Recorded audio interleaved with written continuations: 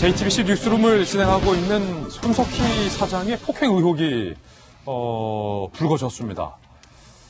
정말로 폭행이 있었는지 여부도 좀 차분하게 따져봐야 할 것 같고, 그리고 그보다 훨씬 더 앞섰던 2017년 4월 16일에 폭행 피해자라고 주장하는 분이 의혹을 제기했었던 이른바 손석희 사장의 뺑소니 의혹과 관련된 부분도 한번 냉정하게 짚어봐야 할 것 같습니다.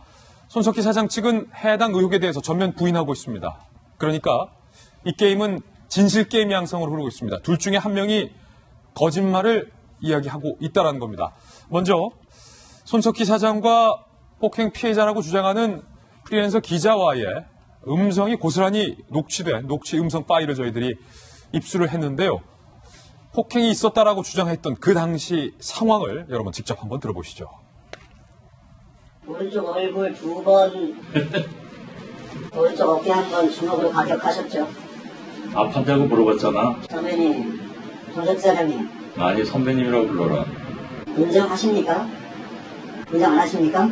아팠냐고. 그러면 여기 종업원 불러서 그래, 인정해줄게. 인정하십니까? 사과하십시오. 미안하다. 네가 그렇게 놀라 아팠다면 내가 사과할게. 사과한다고. 폭행 사실 인정하고 사과하시는 거죠? 그래? 그게 아팠다면 내가 폭행이고 사과할게. 녹취 파일에는 그렇게 아팠다면 폭행을 인정하고 사과하겠다라는 손석희 사장의 음성이 담겨 있습니다. 그때 당시에 어떤 상황이 있었던지 사건의 디테일한 부분을 저희들이 한번 취재해봤습니다. 프리랜서 기자인 김 씨는 손석희 사장이 폭행했다라고 현재 주장을 하고 있고, 폭행 장소는 상암동에 있는 한 일식집이다라고 특정을 한 상황입니다. 그날의 진실은 과연 무엇일까요? 마포경찰서 손석희 JTBC 사장이 프리랜서 기자인 김 씨를 폭행했다라는 신고를 접수하고 현재 내사에 착수한 상황입니다. 그리고 지난 23일에 해당 경찰서가 손석희 사장에게 소환을 통보한 상황이고요. 지난 10일 오후 11시 50분경 이 프리랜서 기자인 김 씨가 상암동 C의 일식 주점에서 손석희 사장과 단둘이 만납니다. 단둘이 만난 장소에서 내가 손 사장에게 폭행을 당했다라고 주장을 하고 있고, 바로 그 상황 직후에 인근 지구대를 찾아가서 신고를 하게 됩니다. 13일 이 프리랜서 기자 김 씨는 경찰에 정식으로 신고를 합니다. 그리고 19일 마포경찰서에 이메일을 전송해서 폭행 상황에 대한 진술서와 그리고 전치 3주에 대한 상해 진단서, 그리고 사건 당일 대화를 녹음한 여러분이 지금 들으셨던, 좀 전에 들으셨던 그런 음성 파일도 마포경찰서에 제출을 한 상황입니다. 현재 JTBC의 손석희 사장은 폭행 혐의를 부인하고 있는 상황입니다. 그리고 오히려 프리랜서 기자인 김 씨를 공갈 등 혐의로 검찰에 고소하겠다라고 밝힌 상황입니다. 그래서 저희 취재진이 상암의 일식집을 한번 찾아가 봤습니다. 그 일식집 관계자의 얘기도 한번 들어보시죠. 내가 어차피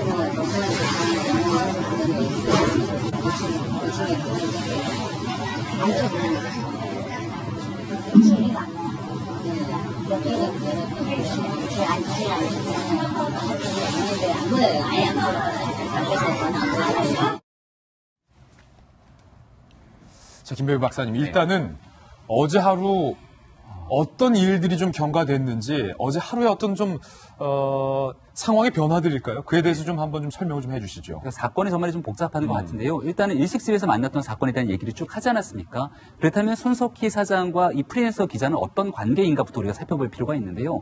이 프리랜서 기자와 손석희 사장은 한 4년 전부터 알고 지내던 사이라고 합니다. 이 프리랜서 기자 같은 경우는 과거 경향신문 입사에서 잠깐 일을 했었고 KBS에 잠깐 있다가 나와서 현재 프리랜서로 여러 가지 활동들을 하고 있는데요. 사건의 발단을 보게 되면 2017년으로 거슬러 갑니다. 예. 2017년 4월 16일에 손석희 사장이 운전하던 과정에 접촉사고가 났고, 예. 그 접촉사고가 나서 그냥 가려고 했다는 겁니다. 근데 피해를 당한 차량이 그걸 막아서서 그렇게 가면 어떡하냐라고 해서 돈을 합의를 하는 과정이 있었고, 합의금을 냈다는 거죠. 손석희 사장이. 이 정도면은 큰 문제가 되지 않는다라고 생각할 텐데, 이 사건의 빌미로 이 프리랜서 기자가 손석희 사장을 찾아와서 이야기를 하는 과정이 있었고요. 과연 그 문제가 어디서부터 문제가 촉발되는지는 나중에 좀 짚어봐야 되겠습니다만은, 그 이후로 여러 차례 관계를 맺은 것 같습니다. 그래서 지금 주장하고 있는 건 손석희 사장은 이 프리랜서 기자가 나에게 JTBC에 대한 인사청탁을 요구했다. 여기에 대해서 협박 등에 대한 강요가 있었다라고 얘기를 하고 있는 거고요. 이 기자 같은 경우는 실질적으로 그런 내용들에 대한 이 텔레그램이라든지 대화에 대한 녹취록을 다 공개를 한 상황이고 오히려 이 일식집에서 있었던 과정에서 내가 폭행을 당했는데 그 폭행이 얼굴과 어깨 등에 대해서 폭행을 당했기 때문에 전치 3주에 당하는 이 상해를 입었다는 거기 때문에 사건에 대한 진실에 대한 공방이 지금 막 시작되고 있는 그런 상황인 것 같습니다. 어제 연합뉴스에서 먼저 기사가 보도됐고 네.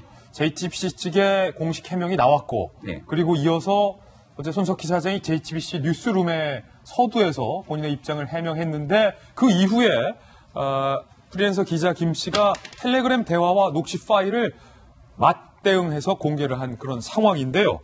먼저 첫 번째 궁금증은 양측의 입장이 갈립니다. 뭐 폭행이 있었는지 여부는 잠시 후에 저희가 따져보겠지만 손석희 사장 측은 해당 프리랜서 기자 김 씨가 취업 청탁을 요구하며 손석희 사장 측을 오히려 협박을 했다라고 주장을 하고 있고 프리랜서 기자 김 씨는 아니다. 손석희 사장 측이 취업을 제의하며 뜻대로 안 되니까 나를 폭행한 거다라고 입장을 서로 상이하게 말하고 있는데요. 먼저 해당 김 씨.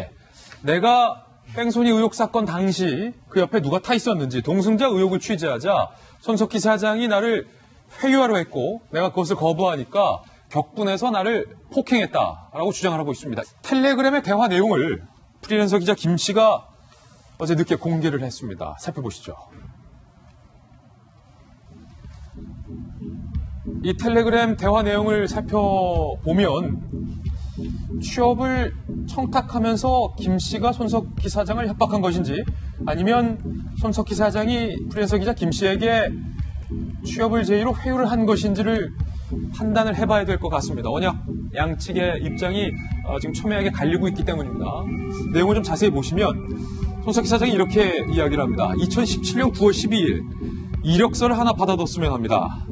서로에게 도움이 될 수 있는 방법을 찾아야 할 텐데 그리고 날짜는 특정되지 않은 대화를 보면 손석희 사장이 이력서는 탐사기획 국장에게 넘겨놨는데 아직 답은 못 구한 것 같다. 휴가 이후에 답을 갖고 올 거외다. 라고 메시지를 보냅니다. 희망 고문이 가장 안 좋은 건데 상황이 그렇게 됐지요. 인사 관련 일은 원래 좀 그런 면이. 또 다른 날에는 손석희 사장이 해당 김 씨에게 이모 국장과 논의를 했다. 일단 프리랜서 취재 기자로 조인할 수 있는지 검토해보고 라는 이야기도 건넵니다. 2017년 12월 14일에는 국장이 출장 중이어서 다음 주 중에라도 볼 예정이다. 일단 최선을 다해보자 라고 얘기를 하고 날짜가 특정되지 않은 또 다른 날에는 내가 밀어넣으려 한다고 말들이 많을 거야. 그런데 그렇게라도 해보지 않는 건 너에게 미안한 일이다 라는 대화도 건넵니다.